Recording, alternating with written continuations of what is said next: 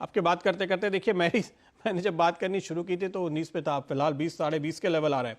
ठीक है, इसकी बुक वैल्यू है 14 रुपए और यहां पर आपको खरीदारी करने की राय कि एक बड़ी वजह तो है ही कि इसकी बुक वैल्यू के आसपास थोड़े से ऊपर ये ट्रेड कर रहा है। इसका 52 वीक हाई 29 रुपए था, वही 30 रुपए के टारगेट हम आपको दे रहे हैं, तो वैल्यूएशन तो अट्रैक्टिव है, लेकिन सिर्फ यही वजह नहीं है। देखिए यहां पे वजह यह है कि ये फास्ट ग्रोइंग कंपनी है।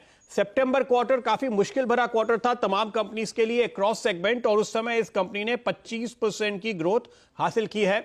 आने वाले क्वार्टर्स में भी जो एनालिसिस को ट्रैक करते हैं उनका मानना है कि ऐसी ही ग्रोथ यहां पर आती हुई नजर आएगी। इसकी वजह यह है कि ये कंपनी बहुत सारे अलग अलग कारोबार में है। देखिए ये होलसेल लेंडिंग करते हैं, ये होम फाइनेंस करते हैं, इन्वेस्टमेंट बैंकिंग करते हैं, वेल्थ मैनेजमेंट करते हैं, स्टॉक ब्रोकिंग करते हैं, बाजार में ये जाना माना नाम है। लेकिन जो उस कंपनी की असली स्टोरी है वो मैं आपको बता रहा हूं। बैंकिंग स्टॉक्स में खास तौर पे ये पीपल ड्रिवन होते हैं, बैंकर ड्रिवन होते हैं, और इस कंपनी की कमान जो जसपाल बिंद्रा साहब संभालते हैं वो स्टैंडर्ड चार्टर्ड बैंक के प्रमुख रहे। उन्होंने दुनिया भर में स्टैंड चार्ट को संभाला और उसके बाद वो यहां पर आए हैं।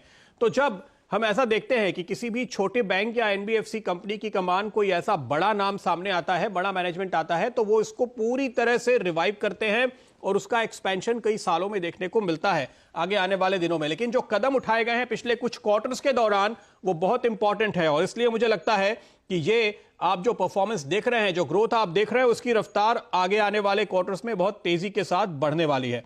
देखिए इन्होंने अपनी हाउसिंग फाइनेंस कंपनी में मॉर्गन स्टैनले से 190 करोड़ का इन्वेस्टमेंट हासिल किया। 190 करोड़ मॉर्गन स्टैनले ने इनकी होम फाइनेंस कंपनी में लगाए, और इस कंपनी ने सेंट्रल बैंक हाउसिंग फाइनेंस को 160 करोड़ में खरीदा, वहां पे 2/3 इक्विटी। तो ये एक्सपेंशन हुआ होम फाइनेंस के सेगमेंट में जो इन्होंने किया, इनऑर्गेनिक ग्रोथ साफ तौर पे, और उसके लिए फंडिंग इनको मिल रही है। क्यों मिल रही है? क्योंकि क्रेडिबल मैनेजमेंट है, और फाइनेंस के बिजनेस में यही तो होता है।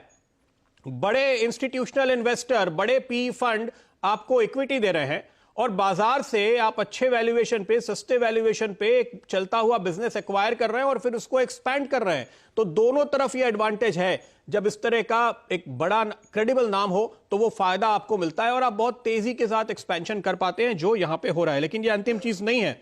64% स्टेक यहां पर सेंट्रल बैंक के होम फाइनेंस में एक्वायर करने के साथ साथ कंपनी की कोशिश जारी है कुछ और ऐसे डिस्ट्रेस्ड एसेट्स ढूंढने की और उनको एक्वायर करने की।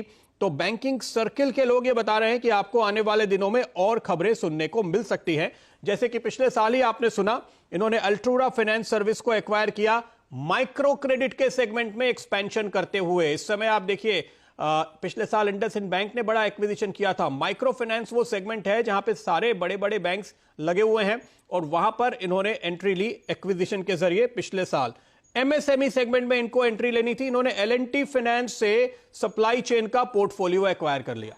तो ये जो स्ट्रैटेजी है ये बहुत ही यूनिक है और बहुत ही खास है, जो मैं आपको बता रहा हूं कि आपको इस समय मौके मिल रहे हैं। ये मुश्किल का दौर है, बहुत सारी कंपनियां अपने बिजनेस को रीस्ट्रक्चर कर रही हैं, वो अपने कुछ कारोबार को किसी सब्सिडरी को अलग करते हैं, उसको आप एक्वायर कीजिए। और चूंकि क्रेडिबिलिटी है, चूंकि मैनेजमेंट का एक नाम है, इसलिए आपको फंडिंग मिल रही है दुनिया के बेहतरीन कंपनी से, पी फंड से। तो ये जो बिजनेस मॉडल है ये आपको बहुत क्विक रिटर्न आमतौर पे देगा, क्योंकि आपका पोर्टफोलियो बहुत तेजी से बढ़ेगा। लायबिलिटी साइड को रिस्ट्रक्चर करने की जो कोशिश इनकी हो रही है वो बहुत तेजी के साथ आगे बढ़ती हुई आपको नजर आएगी, और उसके चलते आपको यहां पर शानदार रिटर्न हासिल होगा। यह वजह है कि मैंने इस स्टॉक को चुना है।